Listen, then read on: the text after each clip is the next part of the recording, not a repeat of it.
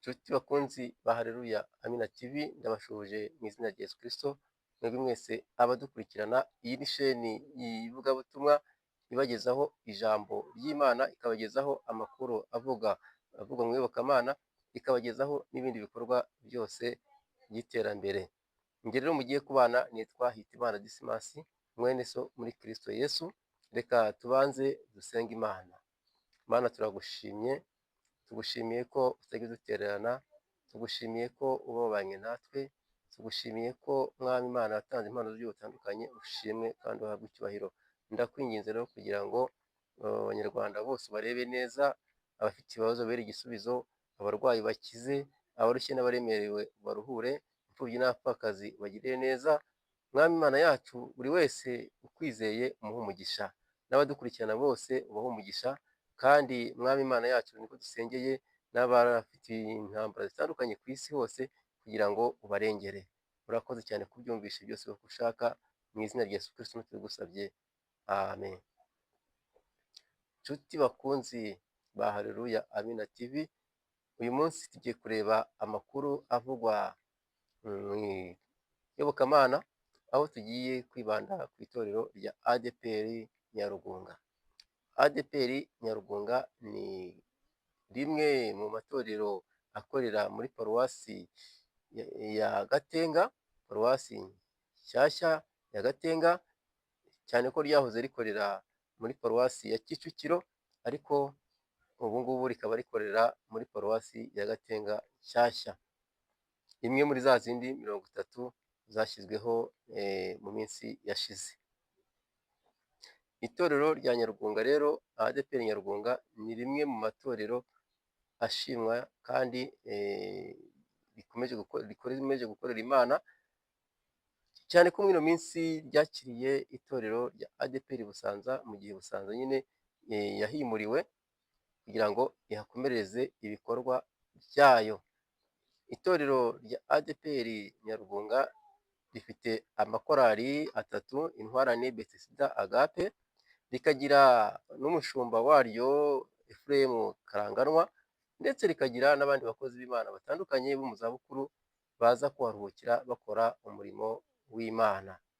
Itorero rya ADEPR Nyarugunga ni itorero ry'indashyikirwa, ni itorero utasanga ahandi, ni itorero rifite urukundo, ni itorero rifite abayobozi beza, bigaragara uburyo bakiye itorero rya ADEPR Busanza. ADEPR Busanza yaje ibasanga, ibasaba ko yabaha iteraniro rya mbere. Rwose abakozi b'Imana ba Nyarugunga ntibareba ko iteraniro rya mbere riba ritoroshye, cyane ko umunyarwanda yaciye umugani ngo ujya gutera uburezi arabwibanza, ariko bo ntago ariko babikoze rwose pe, ahubwo iteraniro rya mbere bararibemereye. Bivuze ngo Imana ikomeze ibaha umugisha bano bakozi b'Imana. Iteraniro rya mbere, kugira ngo umuntu aze mu rugo rwawe ahite aba ari ubanza, ntago ari ibintu byoroshye. Imana ibaha umugisha. Haba harimo ibibazo byinshi nyuma iteraniro rya mbere rirangiye, hashobora kuba handuye, hashobora kuba hatameze neza, ariko itorero rya Nyarugunga n'abakozi b'Imana n'abadiyakoni baho n'abakristo baho barabyemera, baravuga bati turaribahaye. Imana rero ibaha umugisha.